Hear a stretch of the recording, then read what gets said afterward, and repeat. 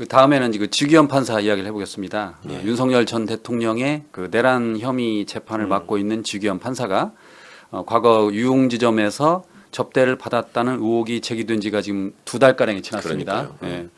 그래서 대법원이 조사를 했는데 여전히 지금 조사 결과를 내놓지 않고 있습니다. 예.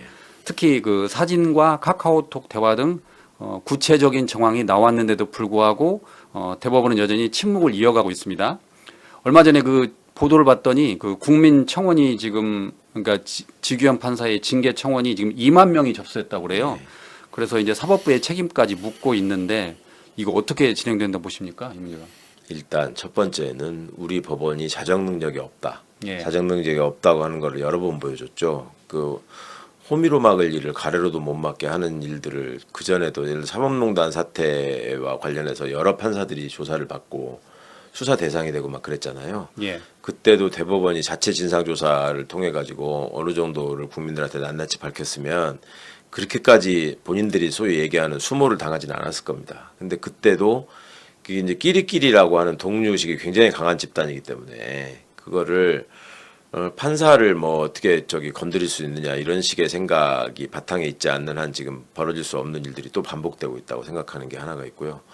또 하나는 저는 지규현 같은 웰빙 판사를 참 본 적이 없어요. 저도 나름대로 아는 그 후배 판사들도 많고 있지 않겠습니까? 그 판사들의 직업적으로 이게 삶이 어떤 건지를 저도 대충 알고 있는데 이 친구처럼 이렇게 퇴근해가지고 뭐 후배들한테 연락해가지고 술 먹으러 다니고 휴가 때 되면은 휴정기 되면은 2주 풀로 쉬고 이런 판사를 그 중요한 사건을 맡아가지고 이렇게 그냥 평소에 다른 사건 하듯이 뭐 일주일에 한 번 재판하는 식으로 하고 이런 판사를 제가 본 적이 없거든요. 예. 그러니까 참 우리 지규현 부장은 정말 특이한 존재다. 애초에 그런 특이한 생각과 특이한 삶을 살고 있었기 때문에 이렇게 특이한 계산을 해가지고 윤석열을 석방할 수밖에 없게 만든 게 아닌가 이런 생각이 드는데 참 이제 미스테리예요. 네. 그 제가 지규현과 잘 아는 지규현의 동기, 연수원 동기들 뭐 또 고등학교 동창들 뭐 이런 사람들한테 얘기를 들어보면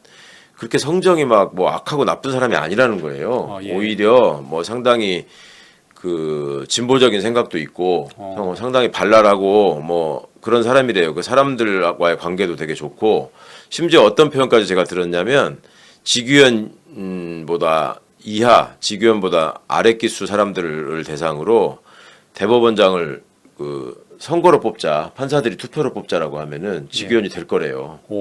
그 정도로 사람들한테 많이 좀 그 내부에서 알려져 있고 이래저래 웃고 다니면서 뭐 이런 립서비스도 잘하고 했던 모양인데 문제는 이게 타고난 관종기가 있는 것 같아. 그러니까 어떤 상황에서 내가 주목받고 싶다. 그리고 그런 상황에서 최대한 나의 모습을 그럴싸하게 포장해야 된다라는 그런 욕망이. 그러니까 예전에 지규현 판사가 진행하던 재판에 들어가 본 변호사들 얘기에 의하면 그 필요 없는 제스처나 언동을 많이 한대요. 그러니까 그냥 담백하게 그냥 이렇게 진행하면 될 거를 피고인 더 말씀하실 거 있으면 하세요. 뭐 그러면서 다 말씀하셨습니까? 혹시 뭐 부담스러워서 말씀 못 하시는 게 있으면 편히 말씀하세요. 제가 다 들을 테니까 뭐 이런 식으로.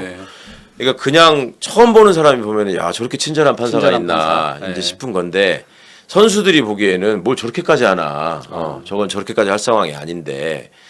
그런 얘기들을 좀 들었고 해서 제가 웬만하면 지규현 판사가 무슨 사정이 있었겠지라고 좋은 쪽으로 이해해주고 싶었는데 이게 좀 도가 지나친 것 같아요. 이제 보면. 지난번에도 제가 기억하기를 의원님께서 관종기가 좀 있는 것 같다라고 하셨거든요. 예, 그러니까 어쨌든 그 사법부 개혁 측면에서라도 그러니까 지금 정청래 대표가 말하는 검찰 개혁, 언론 개혁, 사법 개혁 차원에서라도 이 문제가 좀 확실히 매듭을 짓고 넘어가야 될 것 같습니다. 세상이 지금 저는 우리 사회가 여러 가지로 많은 변화에 지금 그 중요한 변곡점에 와 있다고 생각하는데 그거는 국제적으로 주어진 어떤 경제 환경이라는 게 자유무역이 무너지고 있는 환경 큰 틀에서 그런 것도 있고 또 외교 관계에서 조금 작게 보자면 한미 동맹의 본질이 지금 달라지고 있는 그런 면이 있잖아요. 근데 우리 사회의 변화나 이런 모습을 보면 그동안에 어떤 직책을 가졌다, 내가 어떤 학교를 나왔다 이런 거 가지고 그냥 떵떵거리면서 살았던 사람들의 그 진면목이 윤석열이 덕분에 싹 다 드러나고 있어가지고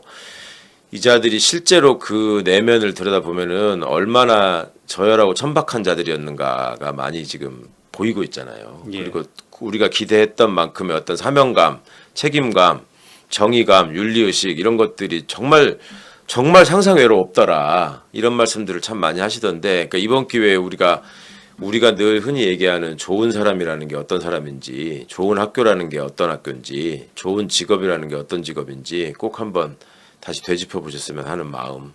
제가 강연을 통해서도 좀 많이 강조드리는 말씀이긴 한데 진짜 꼭 좀 다시 생각해 보셨으면 좋겠어요.